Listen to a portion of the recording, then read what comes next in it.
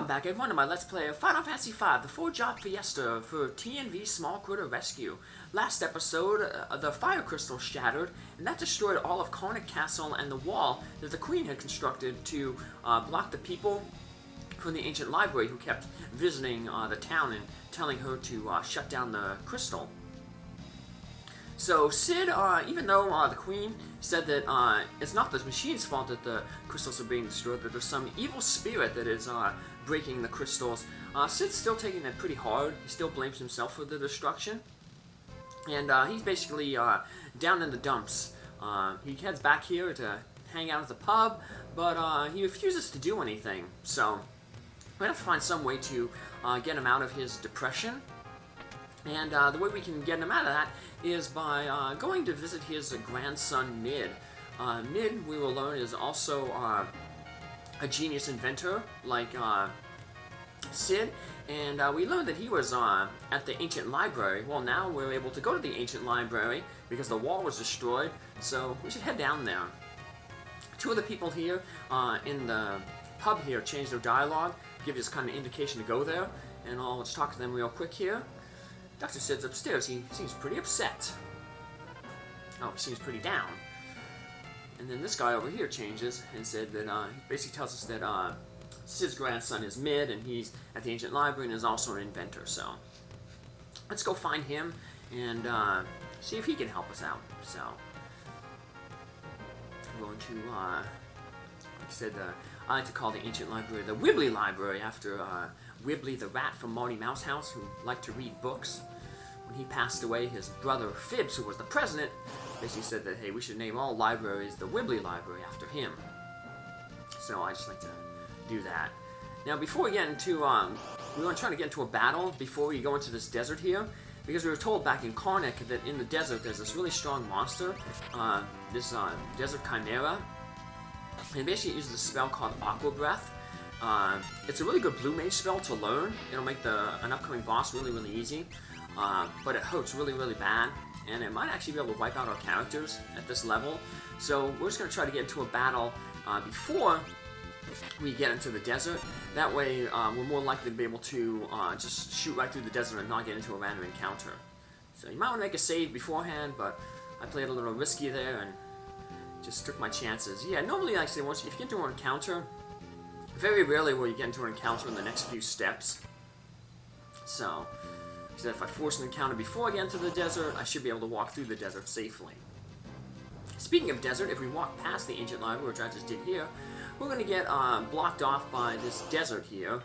So that's the game's way of keeping you from progressing beyond the ancient library. In a quicksand desert, if you try to step anywhere inside the moving sand, it just moves you back to the beginning here.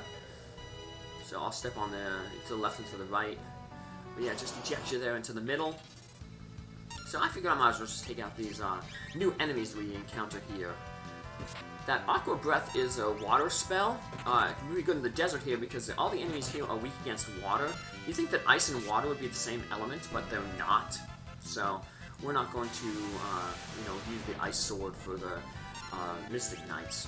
We will be using our terrain spell from the Geomancer. Now it's a spell, but it's not a spell in the sense that it uses magic points.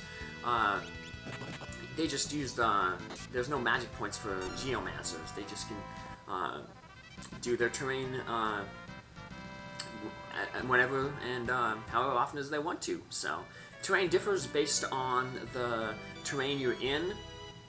There's usually 3 different types of spells you can use. So we saw there was a quicksand one. There was an instant death. Usually I have most of them seem to have like a healing option, then like an instant death option, and then like a damaging option. So there was a sandstorm hit everybody there. And the sand kills are actually weak against the white magic. We can hit them with the healing rod. I guess it's because they're sort of like water. Water's supposed to be life-giving, but for some reason these guys don't like it, so. Then we got one more new enemy we want to encounter in here. That way when we go through this little dungeon later on, we won't have to bomb these enemies. I think I might as well get them now here. So, sand bears. These are pretty tough enemies. See, you have 1,000 hit points. They're a good enemy to capture with the Mediator class. That's another job that we could have got with the Fire Crystal there, but we don't have it. My first job, Fiesta, I had it. But the Mediator, basically, they can tame animals, and then they can have the animals attack in battle. They're good for blue mages, because you can tame an animal and then have the animal use, like, a blue magic attack on your blue mage to learn it. Or you can capture an animal with them, and when you capture an animal, then you release it in battle, and it does something special. The sand bear comes out and does a critical hit, and it's really strong. It has really, it's really powerful. So that critical hit takes off a lot of hit points if you use it against like a boss. So a good animal to catch, but we don't have that class. So there's some animals, if you have like all 4 of your characters being mediators, the animal comes out and does like a breath ring attack, takes off 1/4 of the max hit points, so you just release 4 of them, defeats any enemy. So, enemies, we have one more new enemy here we want to encounter in the forest, the Mythal Dragon. The one of the Mythal Dragons, one of these spells they use is called Fusion. That's something you'll need like a mediator if you have a blue mage to learn. Basically what Fusion does is the target that uses it will use that spell on another target, and it'll cost that target its life, but it'll heal the target. So the spellcaster, so like the Mythal Dragon here is going to use Fusion, and it's going to fuse with another Mythal Dragon. It'll die, but the Mythal Dragon that it fused with will gain all that Mythal Dragon's remaining hit points. So it's kind of like healing a buddy at the cost of your own life.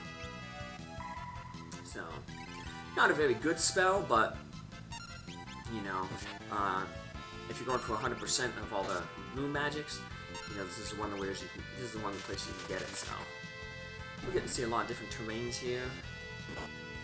Branch out with the single target, a lot of damage. You don't have to worry too much about keeping on hit points here, because one of the good things about the ancient library is there's no inn there, but they have a healing pot, like the one in the Wind Shrine. We just saw that red cape up here. That's that happens when the Elf Cape activates. Gives you that 25% chance to dodge attacks. So if that pops in, that means that the Elf Cape kicked in and made you avoid that attack. The basement here is full of monsters. Mid said he was looking for some book, then he disappeared. Mid is Dr. Sid's grandson. Mid's missing. Uh-oh. Nothing can ever be easy for our party, can it? This is the ancient library, the place where books from the past lie. So there's the healing pot, we'll get it later. And some books downstairs have been taken over by monsters. It seems that long ago the crystal had much stronger power than they do now. Dr. Sid based his invention upon his findings here. This bookshelf. Yeah, there's something special about bookshelf, but we'll find out about that later. This town called Jakol far south here. Some very important runes have been excavated from the ruins there. There's something special about this book. This book is the oldest in the library, but half of it is missing, so it can't be read. A monster that appeared 30 years ago near the Wind Shrine is sealed in the basement here. Its name is Biblos. And if we try to read that book, yeah, we can't read it either. We're going to want to go up onto the roof and read a book up here. We'll get to see all the enemies in the this library here. So apparently a Efreet would burn books that were possessed by monsters. He's not around. So we're just going to have to take care of all these monsters. So all the monsters that we encounter in this area are named after pages. You have page 32, 64, 128, 256. They're all weak to fire. So we're going to want to have our characters use the fire spell on their swords, our magic knights. Will-o-wisp is also a good terrain feature, because that's a fire elemental, which is bad for an upcoming boss, but for these random encounters in here, you want to use terrain, because that'll help you take out the pages here. Now when you run into an encounter, it's random what enemies you get. So I got lucky really here. I guess you'd say I got lucky. In this first encounter that I got, it goes through all 4 of the page numbers. So yeah, it went from 64 all the way up to 256, and then it usually goes back down. So that's how counters tend to be. But sometimes you might just run into a page 64 and that's it. Maybe 64 goes up to 128 and then back down to, you know, 64, or it goes to 32, 64, and so on and so forth. But you get to see all the different pages here. Like I said, they're all weak to fire. So at the beginning of the battle, just have your whoever's a Magic Knight use the fire spell, and you should be able to one-shot pretty much every page. This means that we don't have to look at any more random encounters in this dungeon. Yay! There's a forced encounter later on. You got to read a book on a bookshelf, and that brings up an encounter again. So you can't tell which books are possessed by monsters, and Afreet is well, I was gonna say he's nowhere to be found, but we'll find him pretty quickly here. He's actually one of the mini bosses in this dungeon, and he's you have to you know, fight him. Unlike Shiva, where you can skip, Afreet, you have to defeat him and get him, because he helps you out get past the haunted bookshelf. So these non-haunted bookshelves, we just want to basically kind of walk around. Usually, like, look for dead ends, and when you step at the dead end, the bookshelf shift around and allows you to progress further into the dungeon. Just gonna hop down here, and just walk around. Some treasure over here. An ether. Not many of our characters using magic. White mages don't need to use magic much anymore because they have the healing staff, and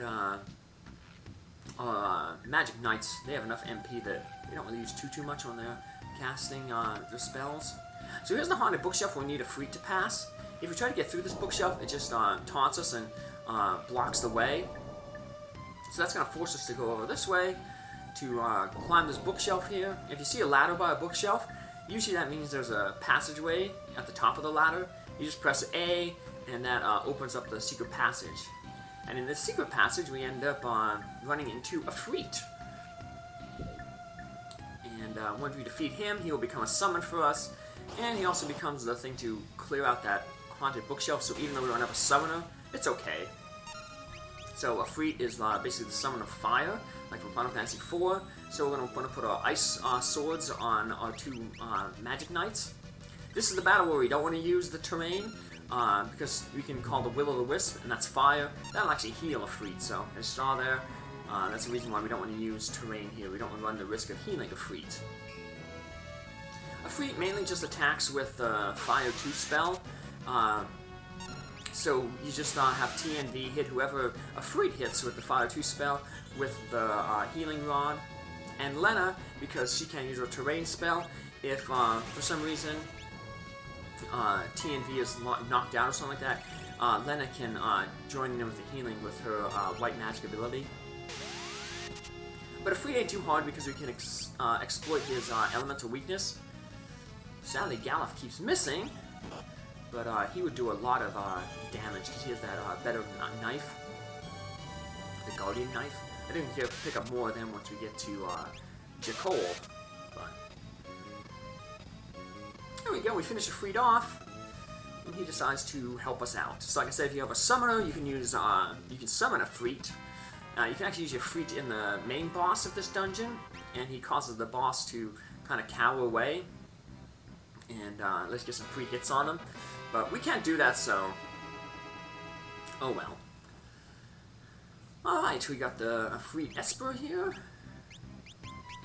And now we're going to head back to that bookshelf. So yeah, you go to your magic, notice your Esper there. Yep, Afreet is the second summoner of the level 2 types. The third one is Ramu. He's also an optional summon. He's the lightning one. And we can get him in a forest later on. We'll pick him up, of course, because 100% in the game. But yeah, now that we have Afreet, Afreet scares that bookshelf, and it lets us pass. You want to go down this little passageway here because we get a good piece of armor here.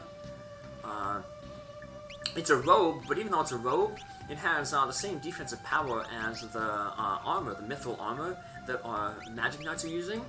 And it increases the Magic Knight's agility and drops their equipment weight, and that means they can go faster in battle. Equipment weight, the heavier your equipment on you, the slower you move, so less turns you get in battle. So here's a dead end over here, but there's a few dead ends, but I'll just go through them real quick because they're not really that far off the path. We want to skip that way there. Head down here, grab a Phoenix down. Like I said, we already met all the enemies in this area. They're all just those pages. Hit here, across this bookshelf. And we got another one of these mazes where we gotta walk around the bookshelves. Yeah, basically look for where there's like a dead end and step on that passageway. Now this one to the south is just a dead end. I'm just gonna go into it anyway, just to show you. Yeah, just a dead end there.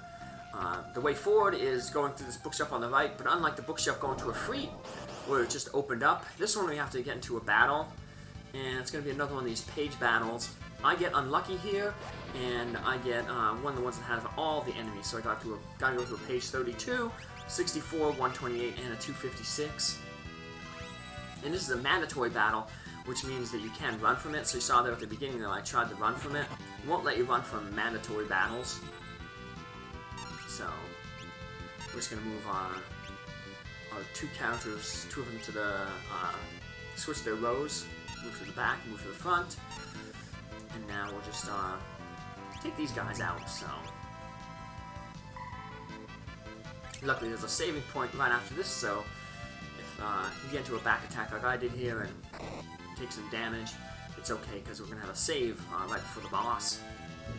The game's usually nice like that. They usually give a save point close to the boss. So don't feel bad, like I said, using terrain on the books, because you usually get that will-o-wisp. And like I said, that is a fire elemental. And everything here is weak to fire. Makes sense. I mean, it's the books. The books will burn. Some of these enemies, if you're going through, you want to make sure that your whole party does not is not all multiple of level 5, because some of these books, if they got a long enough turn, some of them cast the level 5 Doom spell, and that basically instantly defeats any character that has a level multiple of 5.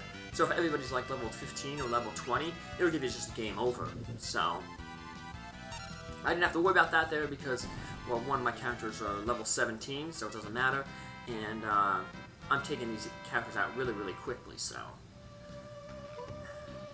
And here's our save point, so we're going to make our save right here, and heal ourselves up because of the battle with Biblos, that monster we learned about, that was shielded at the Wind Shrine. Yeah, he's going to be the big boss of this area, so we're going to make a save here and finish him off in the next episode. Take care, see you then, have a good one, bye.